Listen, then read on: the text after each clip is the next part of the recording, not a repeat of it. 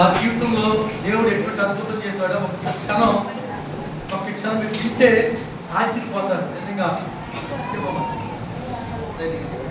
అందరికీ వందనాలు. నా పేరు మౌనిక. మా ఆయన పేరు సాగర్. మా ఆయన సంబంధం వచ్చినప్పుడు అసలు నాకు అనుకోకుండానే వివాహం అయింది. అసలు నాకు క్రిస్టియన్స్ పెళ్ళి అంటేనే ఇష్టం ఉండేది కాదు, అస్సలకి నచ్చదు. నాకు క్రిస్టియన్స్లో రావాలంటేనే ఇష్టం ఉండేది కాదు. అలాంటిది నేను ఎందుకో దేవుడు అలాగా ఆజ్ఞాపించాడు, అలాగా జరిగిపోయింది అనమాట క్రిస్టియన్స్ వివాహం. తర్వాత నాకు పెళ్ళైన 2 years దాకా ప్రెగ్నెన్సీ రాలేదు. ఆ సంఘ ప్రార్థన వల్ల నేను అంతగా నమ్మేదాన్ని కాదు కూడా. అలాగా నేను కొంచెం నాకు 1.5 year దాటింది కదా అని చెప్పేసి, నాకు ప్రెగ్నెంట్ నేను అవ్వాలి కదా అని చెప్పేసి నేను అనుకొని నేను రోజు ప్రేయర్ చేసుకునేదాన్ని. నాకు వచ్చి రాని ప్రార్థన చేసుకునేదాన్ని అనమాట. అలా చేసుకుంటూ ఉండగా సంఘ ప్రార్థన చేస్తున్నారు. అప్పుడు మాకు వివాహం అయిన తర్వాత నుండి చేస్తూనే ఉన్నారు ప్రెగ్నెంట్గా ఉండాలి అని చెప్పి.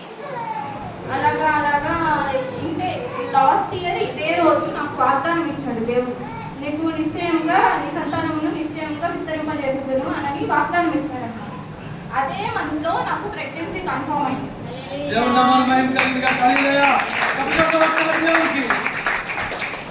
అదే మంత్లో ఒక 10 days కూడా గ్యాప్ లేకుండా మేము టెస్ట్ చేసుకున్నాము. అప్పటికి 3rd month అని చెప్పి కన్ఫర్మ్ అయింది. సరే అని చెప్పేసి అమ్మ వాళ్ళు చూపించాలి కాబట్టి ఇంకా మాది గుంటూరులో చూపించుకున్నాం అని చెప్పేసి హాస్పిటల్కి వెళ్ళాము. ఆయన మాకు ఫ్యామిలీ డాక్టర్. సో అక్కడ చూపించుకుంటున్నప్పుడు ఇలా నార్మల్గా ప్రెగ్నెంట్గా ఉన్నప్పుడు టెస్ట్ చేస్తారు కదా, షుగర్ టెస్ట్, థైరాయిడ్ టెస్ట్ అలా చేస్తారు. అలా చేసినప్పుడు అన్నీ నార్మల్గానే వస్తాయి, కానీ థైరాయిడ్ టెస్ట్ చేశారనమాట. థైరాయిడ్ ఉందని చెప్పారు. అప్పుడు కొంచెం ఎక్కువ ఉంది. తర్వాత నాకు అసలు అంతకుముందు థైరాయిడ్ లేదు, ప్రెగ్నెంట్గా ఉన్నప్పుడే ఇప్పుడు పాజిటివ్ వచ్చింది కదా అని చెప్పేసి 1 month తర్వాత మళ్ళీ చేద్దాంలే అని చెప్పి చూస్తే అప్పుడు ఇంకా ఎక్కువ పెరిగిపోయింది, హైపర్ థైరాయిడ్ అయిపోయింది. అలాగా ఉండేసరికి అక్కడ వాళ్ళు ఏం చేశారంటే ఎక్కువ డోస్ ఉన్న టాబ్లెట్స్ ఇచ్చారు. 50 mg డైలీ వేసుకోవాలి, 3 times వేసుకోవాలి, 3 పూట్ల. అలా ఇచ్చేసరికి ఇంకా నాకు నిచ్చుంటే కళ్ళు తిరిగిపోవడం, అసలు ఏం తిన్నా వామిటింగ్ అయిపోవడం, చాలా ఇబ్బంది పడ్డాను. అలా పడే చాలా కష్టమైపోయింది. ఇంకా అక్కడే ఉండిపోయాను అనమాట ఇంటి దగ్గరే. 1 year పాటు మా ఇంట్లోనే ఉన్నాను. ఎందుకంటే 15 daysకి వచ్చేసి ఒకసారి థైరాయిడ్ టెస్ట్ చేయించుకోవాలి, హాస్పిటల్ చుట్టూ తిరుగుతూనే ఉండాలి. వామిటింగ్స్ చేసుకొని నాకు బ్లడ్ కూడా వచ్చేసేది వామిటింగ్స్. అంత ఇదిగా అయిపోయింది. ఇంకా తర్వాత నేను ఇక్కడ చూయించుకోను, నాకు నచ్చలేదు, ఎందుకో నాకు దేవుడు అలా చెప్పించాడు అనుకుంటా నాతోటి. నేను చూయించుకోను అని చెప్పి మా పెద్ద వదినతో ఫోన్ చేస్తే నేను మాట్లాడుతుంటే నాకు తెలిసిన మేడమ్స్ ఉన్నారు కదా, ఆమె నర్స్ అనమాట మా పెద్ద వదిన. ఆమె మాట్లాడింది ఆమెకు తెలిసిన డాక్టర్స్ తోటి. అలా మాట్లాడేసరికి నేను ఇంకా అక్కడికి షిఫ్ట్ అయ్యాను. ఎవరు మధ్యలో చూడరు, ప్రెగ్నెంట్గా మధ్యలో వెళ్తే ఎవరు చూడరు, మధ్యలో తీసుకోరు కేసు. ఏమైనా డేంజర్ అవుతుంది కదా అని చెప్పేసి లాస్ట్లో డెలివరీ టైంలో తీసుకోరు. అలాంటిది ఆమె తీసుకుంది. అది కూడా చాలా కేరింగ్ తీసుకొని చూసింది అనమాట. ఇట్లాగా చూయించుకోకూడదు, ఆమె ఇవ్వకూడదు, మేము ఇవ్వకూడదు, థైరాయిడ్ హాస్పిటల్కి వెళ్ళి నువ్వు సపరేట్గా థైరాయిడ్ టెస్ట్ చేయించుకొని చూసుకోవాలి అని చెప్పానంటే అక్కడికి వెళ్తే ఒక్కటే ట్యాబ్లెట్, డే మొత్తంలో ఒకటే ట్యాబ్లెట్ ఇస్తాను.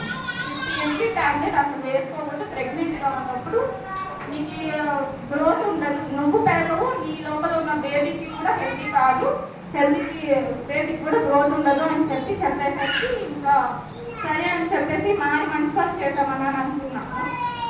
ఇంకా తర్వాత 8th month దాకా బేబీ బాగానే పెరుగుతుంది, నాకు బాగానే ఇంకా అంతే. వామిటింగ్స్ ఏం తినలేకపోవడం, మధ్యలోనే తింటున్నప్పుడు వామిటింగ్స్ అయిపోవడం, అలాగ చాలా కష్టమైంది. ఇంకా లాస్ట్ ఎందుకో మరి నాకు లాస్ట్ రేపుతోటి 9th month వచ్చి 3-4 days అవుతుంది, 3-4 రోజులు అవుతుంది 9th month వచ్చి. నాకు ఎందుకు అనిపించింది, నా ఒళ్ళంతా వాచిపోయింది, నీరు వచ్చేసి బాగా ఊగిపోయి ఉన్నా. నాకేమో హాస్పిటల్కి వెళ్ళాలంటే చాలా నీరసంగా అయిపోతుంది. ఇంకా ఇప్పుడు వెళ్ళి నెక్స్ట్ డెలివరీ డేట్ ఎప్పుడు చెప్తారో అప్పుడు వెళ్దాంలే, డెలివరీకి వెళ్దాంలే అని అనుకున్నాను. ఇంకా మేడంకి కూడా చెప్పాను, అంటే నెక్స్ట్ వీక్ చేయించుకోవాల్సిన స్కానింగ్ కూడా ఈ వీక్కి రాసేయండి మేడం, నేను ఇంకా రాలేను, నేను తిరగలేను, మీరు ఆ స్కానింగ్ రిపోర్ట్ చూసి ఏ రోజు అయితే చెప్తారో ఆ రోజు నేను వస్తాను అని చెప్పాను. సరే అని చెప్పేసి నువ్వు అంత ఇబ్బంది పడకు అనే మేడం కూడా ఈ వీకే రాశారు స్కానింగ్. అది తీయించుకొని మేడంకి రిపోర్ట్స్ పెట్టిన వెంటనే నువ్వు ఎక్కడున్నావో అక్కడ నుండి వెనక్కి వచ్చేయి, హాస్పిటల్కి వచ్చేసి నువ్వు ఒక్క నిమిషం లేట్ చేయకుండా వచ్చేసి అని చెప్పన్నారు. బాబు ఏంటి ఇలా చెప్తున్నారు అని చెప్పి అనుకుంటున్నా. ఇంకా ఏముందిలే అయితే ఈ వీక్లో కానీ లేకపోతే 2 డేస్లో కానీ డెలివరీ చేస్తారేమో అని అనుకున్నాను, కానీ అరగంటలో చేస్తారని అస్సలు ఎక్స్పెక్ట్ చేయలేదు. చాలా భయం వేసింది. అరగంటలో ఆపరేషన్ అంటే ఎవరికైనా భయమే కదా. అది ఎలా చెప్పారంటే ఇప్పుడు 1/2 అవర్ లేట్ అయితే బేబీ ఉండదు, నువ్వు ఉండవు. ఇప్పుడు 1/2 అవర్ అయితే నువ్వు ఒక్కదానికి అయితే నీకు గ్యారెంటీ, 1/2 అవర్ తర్వాత బేబీకి నీకు గ్యారెంటీ ఇవ్వదు అని చెప్పారు. చాలా భయం వేసింది. ఈ మాటలు కూడా రాలేదు అప్పుడు. నేను మా అమ్మ ఇద్దరం మాత్రమే ఉన్నాం అప్పుడు, ఎవ్వరూ లేదు నాతో పాటు, ఎవ్వరూ రాలేదు కూడా హాస్పిటల్కి. నార్మల్గా చెకప్ కానీ వెళ్ళాను. ఆ టైంలో మేడం చాలా హెల్ప్ చేశారు. మనీ కట్టే ఈ రోజుల్లో మనీ కట్టేనే ఆపరేషన్కి లోపలికి ఎంటర్ చేసుకుంటారు, ఆపరేషన్ చేస్తారు. అలాంటిది మీరు మనీ తర్వాత ఇవ్వండి, ఇప్పుడు అవసరం లేదు నాకు, ముందు అమ్మాయికి నేను ఆపరేషన్ చేయాల్సిందే అని చెప్పేసి మేడం 1/2 గంటలో అన్నీ రెడీ చేసేసి లోపలికి తీసుకుంటారు. నా దరిద్రం ఏంటో మరి, ఆపరేషన్ థియేటర్లోకి వెళ్ళగానే కరెంట్ పోయింది. అసలుకే ఎమర్జెన్సీ, హై రిస్క్ ప్రెగ్నెన్సీ నాది. ఎమర్జెన్సీలో మళ్ళీ కరెంట్ పోయింది. అది ఒక 2-3 మినిట్స్ ఇంకా జనరేటర్ ఆన్ చేయడానికి అది ఇదని చెప్పి పరుగులు పెట్టేసాను. మత్తు ఎక్కిస్తారు కదా ఆపరేషన్ చేయడానికి, ఆ మత్తు ఎక్కిద్దామంటే అది మత్తు ఎక్కలేదు నాకు. అది లేట్ అయిపోతుంది, మళ్ళీ బేబీకి ఇవ్వకపోతే బేబీకి డేంజర్, తర్వాత నాకు డేంజర్, ఉంటామో ఉండమో కూడా తెలియదు. అలాంటిది మత్తు గుచ్చుతారు, నొప్పి తెలుస్తుందా లేదో అని అలా గుచ్చుతున్నప్పుడల్లా నాకు నొప్పి తెలుస్తుంది. అది ఇంకా ఎక్కువ మందేసి క్లీన్ చేసి ఇంకా ఏదైతే అదైతే అనేది తీసేసాడు, పోసేసాడు. నాకేం బాగా పైకి తెలుస్తుంది, బాగా నరకంగా ఉంది అసలు. ఏంటో పైకి వెళ్ళిపోతుంది, మళ్ళీ కింద పడిపోతుంది, పైకి వెళ్ళిపోతుంది, కింద పడిపోతుంది, అలా ఉంది నా సిచ్యువేషన్. చలి ఏసీ కూడా ఆన్, 2 ఏసీలు ఉన్నాయి, ఆ 2 ఏసీలు కూడా ఆఫ్ చేసేసాను. అలాంటిది నాకు 2 మనుషులు అటొకరు ఇటొకరు ఇద్దరు మొత్తం ఉన్నారు, చేతులు అంతా ఒళ్ళు కూడా వచ్చేసింది.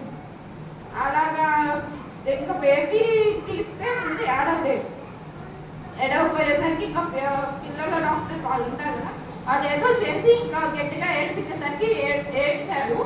ఏడ్చినమ్మంటే హాస్పిటల్కి తీసుకెళ్ళి బేబీ 1.5 kg ఉంది, మేము వాడికి గ్యారెంటీ చెప్పలేము, 5 days దాకా చెప్పలేము, మా చేతుల్లో ఏం లేదు, అంతా దేవుడిదే అని చెప్పాలి. ఒక పక్కన నాకు ఇక్కడ చావు బతుకుంటుంది, అక్కడ వాడు గ్యారెంటీ చెప్పలేదు. ఎవ్వరూ ఏం చేయలేని పరిస్థితి, ఇంకా అంతా దేవుడి దయాలని చెప్పేసి ఇంక అందరూ.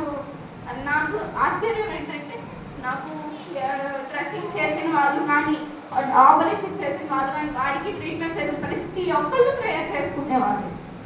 అందరు ఇక్కడ మీరు నా కోసం ప్రేయర్ చేశారు, సంఘ ప్రార్థన చేశారు. అక్కడ ఆధారకర్త చర్చ్లో ప్రతి ఒక్కరు సంఘ ప్రార్థన చేశారు. మేము ఇంటికి వచ్చేదాకా సంఘ ప్రార్థన చేశారు. ఆ ప్రార్థన వల్ల మేము ఈరోజు ఇక్కడ ఉన్నాం.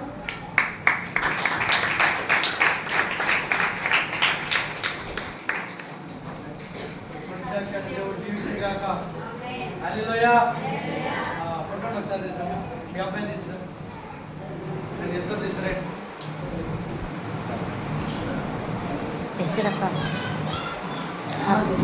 రైట్ ఆ బాబే